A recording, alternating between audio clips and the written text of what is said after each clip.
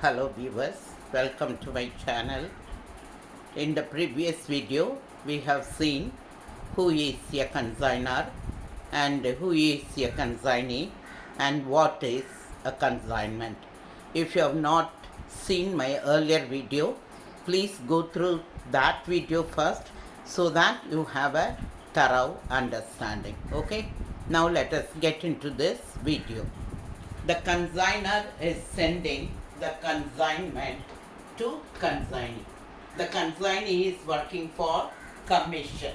Okay, so the consignor is working for profit. The consignee is working for commission. Now, there are three types of commission given to a consignee. One is an ordinary commission, second one is del credor commission, and the third one is overriding commission. Let us see one by one. Ordinary commission is given generally on total sales or gross sales. Suppose a consignee is selling the goods for rupees 1 lakh. Let us take it as an example. He sold goods for rupees 1 lakh. He will be getting 5%. That is on 1 lakh rupees. Okay, so that is the ordinary commission. And the consignee may be selling on cash as well as credit basis. Okay, so not necessarily only cash sales. He may be selling on credit also. In that case, it may happen there may be bad debts also. So under such a scenario, the bad debts will not be the responsibility of the consignee. Bad debts will be the responsibility of the consignor. He is going to get simply 5% commission on total sales. He will not bother about the bad debts. Bad debts will be the responsibility of the consignor. So it is an expense or a loss, type of loss to the business. So the consignment account will be debited for any bad debts. Then another type of commission is del credor commission. This commission is generally given to encourage credit sales so that the consignee makes more credit sales. Okay, so in that case, the bad debt is the responsibility of the consignee. Now here, the bad debt has to be borne by the consignee. Consignee தான் என்ன பண்ணணும், bad debts அவர் தான் ஏற்றுக்கணும். So first commission consignee வந்து bad டெட்டை ஏற்றுக்க மாட்டார். எல்லா bad டெட்டும் யாருக்கு வந்துடும், கன்சைனருக்கு வந்துடும். But when it is the case of del credor commission, the bad debts will be the responsibility of the consignee because he is getting commission only for that, fixing that responsibility. Okay, it is given to encourage credit sales. Suppose for example, he will be getting 5% on sales and 1% del credor commission. Del credor commission is given generally on total sales unless otherwise agreed upon between the consignor and the consignee. Generally it is given on total sales. Now let us go into the other type of commission which is known as overriding commission. This is given to encourage sales at a higher price. Suppose I am sending it at a price of rupees 600 per piece. Okay, and if the consignee is able to sell it at a higher price, more than 600 rupees, say 750 rupees, so he is selling it above the invoice price.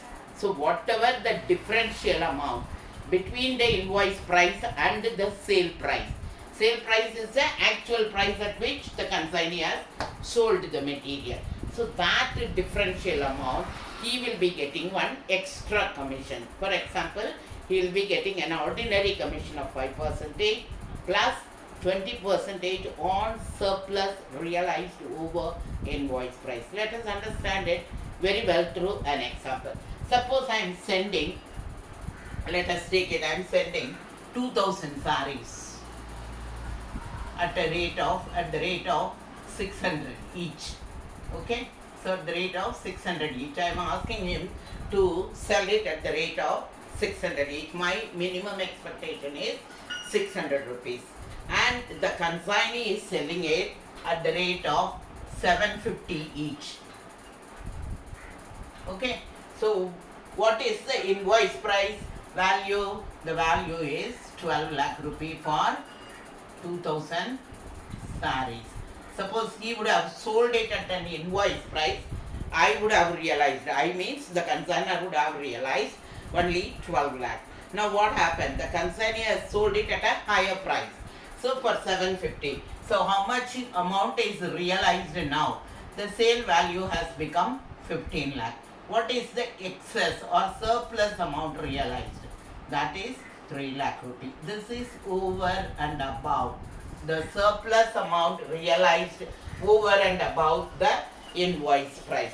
So for this 3 lakh rupee, he will be getting 20% or 25% on this 3 lakh rupee. That is called an overriding commission. Overriding commission is given to encourage to sell the products at a higher price. Clear? So now let us come back to this. When the consignor is sending the material, suppose through a truck or something else, and he is selling, let us take it as he is sending gas or petrol. So what is the nature of gas or petrol? Automatically it will get evaporated. No one can stop that type of loss. That is called as normal loss. And that is a normal loss. Suppose I am sending 1000 liter petrol, and when it reaches the consignee, the amount of petrol would have been some 50 liters less. Okay, so that is the natural one, which you cannot avoid it, and you cannot take any insurance cover for that also.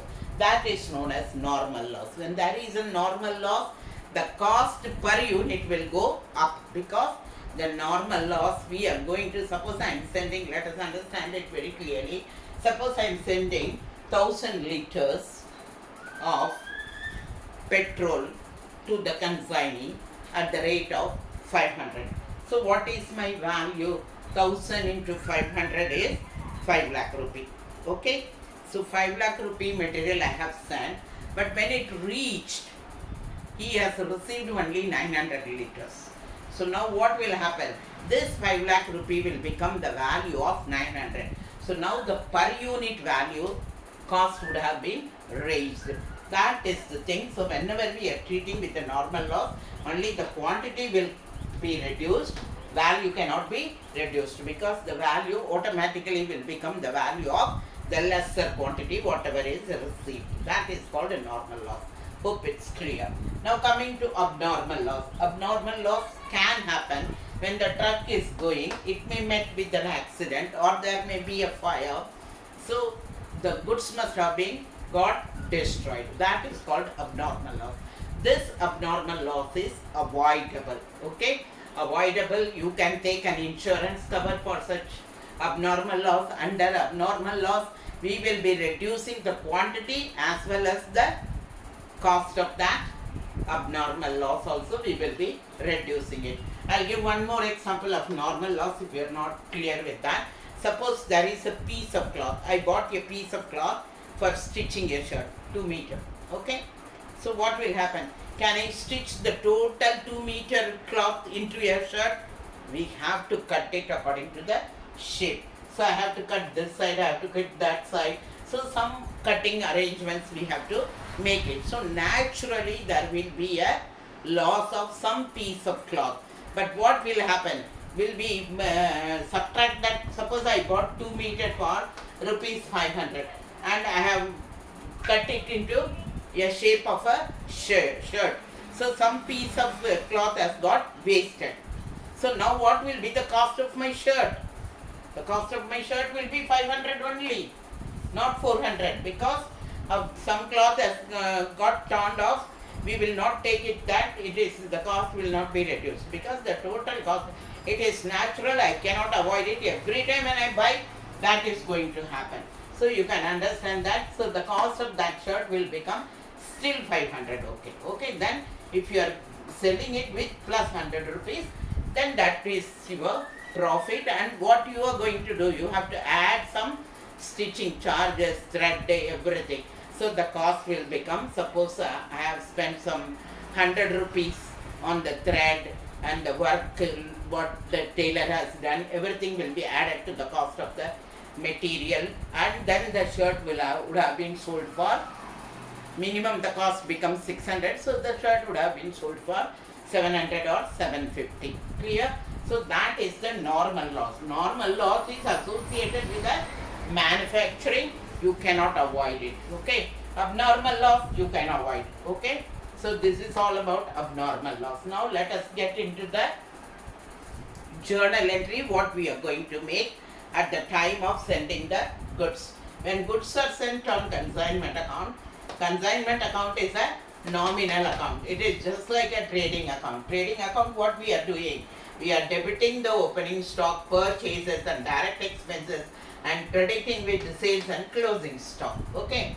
When you are sending the goods on consignment account, it is not necessary that you will be going and buying the goods and sending it on consignment. You would have already purchased. The businessman, the consignor would have already purchased the material. Okay, so when you are purchasing, what is your journal entry? Purchases account debit to cash account or bank account or the supplier account. Suppose you have bought it on credit. Okay, then at the last what happens? Purchases account is a nominal account. You have to transfer it to at the end of the accounting period. What we do? We transfer it to trading account. Purchases account, trading account will be debited and purchases account will be credited. So trading account, the purchases will be here. Suppose I bought 5,000 sarees, that will be here. Whatever I have sent on consignment account, that I have to remove from the purchases. So in the trading account, by goods sent on consignment account will appear, sales and closing stock will appear. Same way the consignment account also going to appear. Let us understand through the journal entries. When goods are sent on consignment account, for every expenses, we are going to debit the consignment account. Consignment account will be debited to goods sent on consignment account. Just like purchases here it is goods sent on consignment account. Hope you understand it.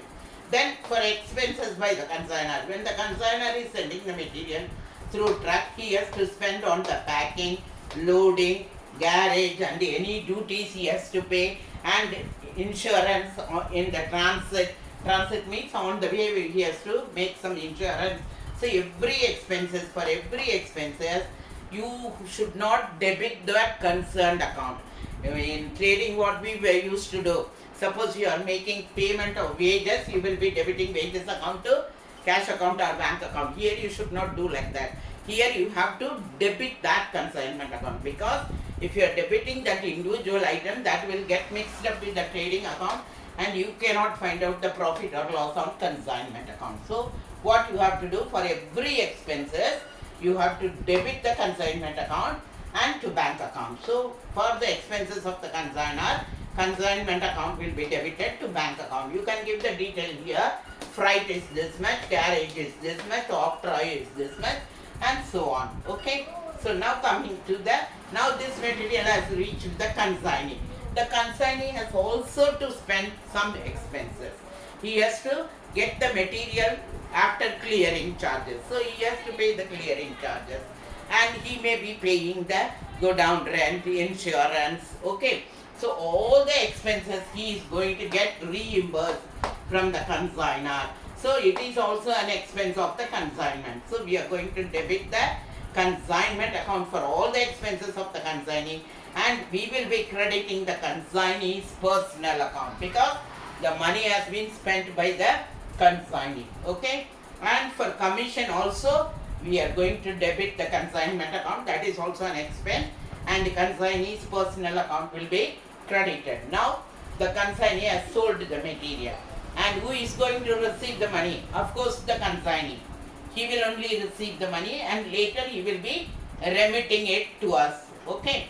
So consignee account, we have to debit his personal account and our consignment account will be credited. Just like sales account, we are going to credit the sales account here, but here the name will be changed because the amount is not received by us. Here the amount is received by us. Here the amount is received by the consignee. So we are debiting the consignee and crediting the consignment account. And suppose there is any abnormal loss. Normal loss, I have already told you, there would be no entry for normal loss. Only the quantity will be reduced and the per unit cost will increase. Clear? So for abnormal loss, we have to reduce the quantity as well as the value. Abnormal loss is always valued just like a closing stock. That is valued at cost to price. Okay? So abnormal loss account also we have to remove from this consignment. Why we have to remove from the consignment? Because it is an abnormal loss. It doesn't happen every time. So if you put it inside that, then this consignment will show a loss-making project. But it is not the truth. The loss is due to some fire or accident. It is abnormal. It may not happen every time. So that will discourage the consignment. So we have to remove that abnormal loss account. So we have to credit this. Abnormal loss account is ultimately transferred to P&L account. Of course, it is a loss to the business, but it is not the loss due to the consignment. You should understand it. That's why we are crediting the consignment account. This abnormal loss will go to our P&L account. Okay. Then comes to the closing stock. Now, whatever the closing stock available with the consignee is the closing stock of the consignor also, because it is the closing stock of the consignor, not the closing stock of consignee. Only the location it is lying with the consignees go down. Of course, the closing stock is of consignor. He is the owner of the stock. So while valuing the inventories on consignment account, you have to take care of all the direct expenses of the consignee as well as the expenses of the consignor, because that forms the part of the cost of the goods. So you have to calculate first what is the cost to price. You have to add the consignor expenses, proportionate consignor expenses, and you have to add the proportionate consignees only direct expenses, not the selling expenses or advertisement expenses, go down, rent, everything. As I said in my previous video, as per accounting standard 2, all the expenses incurred up to the material reaches the present location and condition. Present location is the go down of the consignee. Till it reaches the consignees go down, whatever the cost incurred will become part of the cost of the goods. Okay, one is the cost which is buying cost. Second one is, suppose if there is any conversion cost, we have to add that conversion cost also. Here you will not get that conversion cost in your consignment account. You will be having the purchase cost plus all the expenses till the consignment reaches its present location. So all the selling expenses will happen after reaching the go down. All the advertisement expenses will happen after reaching the go down. Go down rent will be after reaching the go down. Go down insurance will be after reaching the go down. So it will not become the part of the cost. Only those expenses, like suppose he is paying clearing charges, he is paying freight, those expenses will become the part of the cost of inventory. Hope it is very, very clear. So the consignment account we are going to debit with goods sent on consignment account to bank account for all the consignor expenses, whatever he is spending on the sending the material to the consignee, and the consignee's direct expenses, which is non-recurring and recurring expenses. Non-recurring will become a part of the inventory cost. Okay, then by sales we are going to credit it, and abnormal loss account we will be crediting it, and the closing stock cost of the closing stock will also be put here. So the total, if the total of the credit side exceeds, means there is a profit on this consignment. So that will be transferred to P&L account, profit transfer. Suppose this debit side is more, expenses are more than the realization, then what will happen? There is a loss by P&L account. That loss will be transferred to our P&L account. That's all for this video. Hope you enjoyed this video. If you like this video and if you are getting some useful information and it is useful to you, please like, share and subscribe, and thank you for watching my video.